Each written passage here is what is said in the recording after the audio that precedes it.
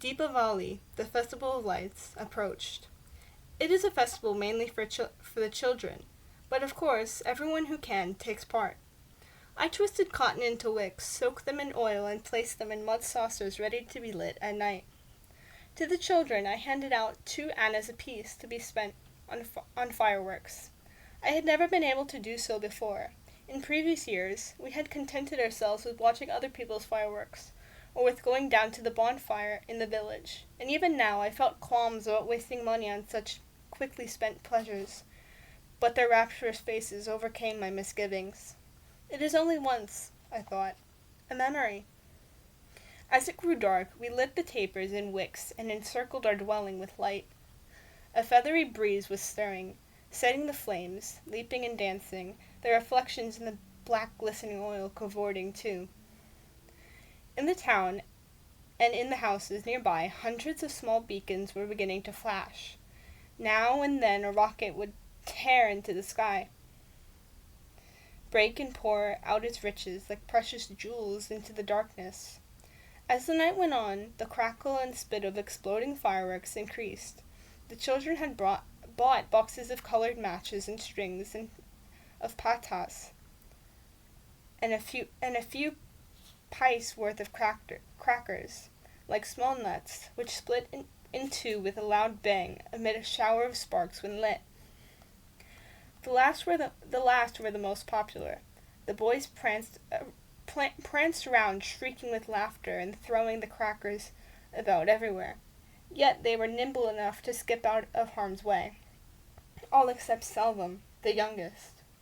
He stood a safe distance away, legs apart, and obviously ready to run, holding a stick of sugar a cane nearby as tall as himself, which he had bought instead of fireworks. "Go and play," I said to him. "Deepavali comes but once a year, and this is the first time we have bought fireworks. Do not lose the opportunity." "I am afraid," he said frankly, his small face serious. After we had eaten, and rather well, there were no crackers left, and the oil in the saucers had run dry. We walked to the town. Selvum refused to come. He was a stubborn child. I knew it was useless to try to persuade him. Ira stayed behind too, saying she preferred to stay with him. I think she was glad of the excuse he provided, for since her return she had not cared to be seen about. And of course, there would be a large crowd in the town. Villagers from all around, like us, were converging towards the bonfire to be lit there. Already smoke wisps were curling towards the clouds. Torches were beginning to flare. The smell of oil was everywhere, heavy and pungent, exciting the senses. Our steps quickened, quicker and quicker, greedy, wanting to encompass everything, to miss not one iota of pleasure. Then, as happens, even in the brightest moment, I remembered Janaki. Last year she had come with us, she and her children. This year, who knew, or cared? The black thought momentarily doused the glow within me. Then, angered and indignant, I thrust the intruder away, chasing it, banishing it, tired of gloom, reaching desperately for perfection of delight, which can surely never be. There was a great noise everywhere. Men, women, and children from the tannery and the fields had come out. Many of them in new clothes, such as we too had donned.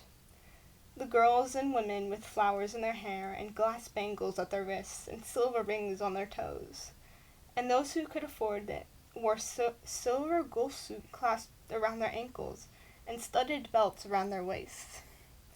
In the center of the town, the bonfire was beginning to smolder. For many weeks, the children have been collecting firewood, rags, leaves, and brushwood, and the result was a huge pile like an enormous anthill, in which the flames ate fiercely, hissing and crackling and rearing up as they fed on the bits of camphor and the oil-soaked rags that people threw in.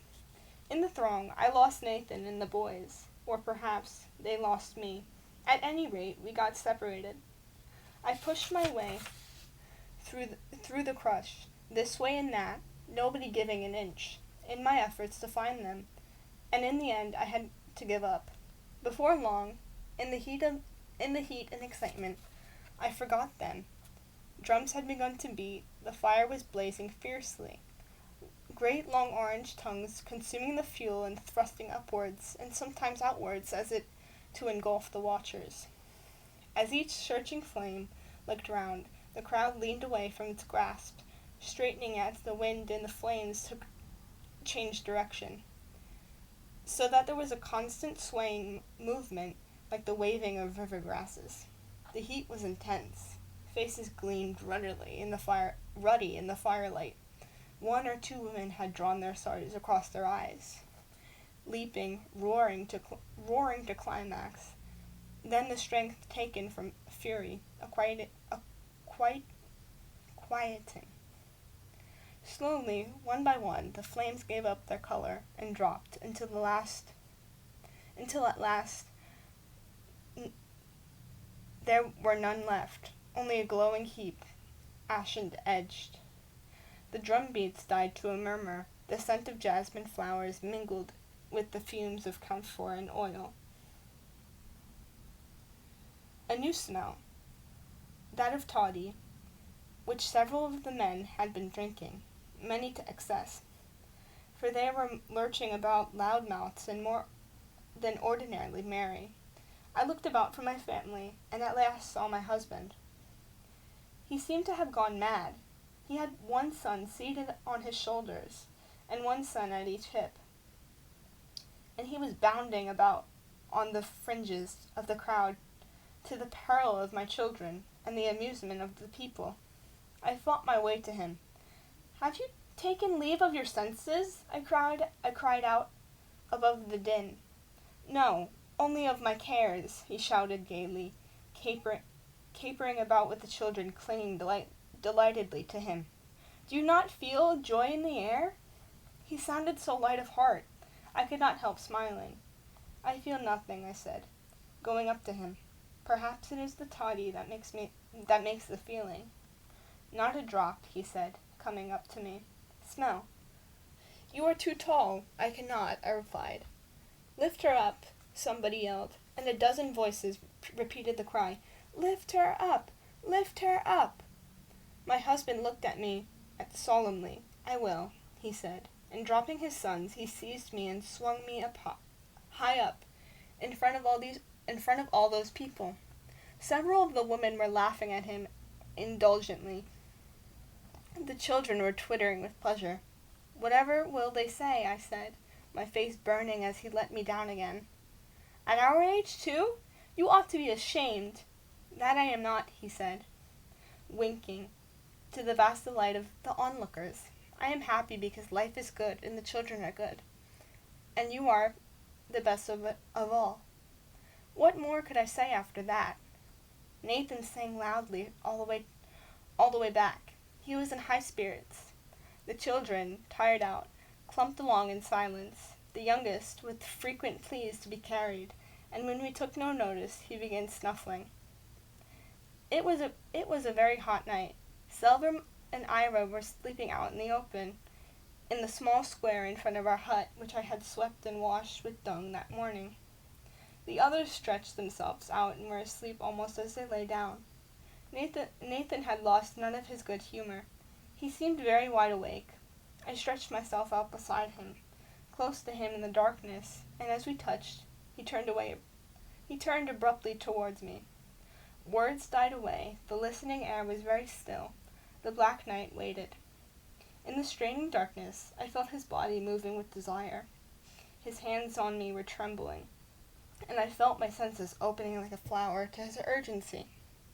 I closed my eyes and waited in the darkness, while my being filled with a wild, ecstatic fluttering, waiting for him to come to me.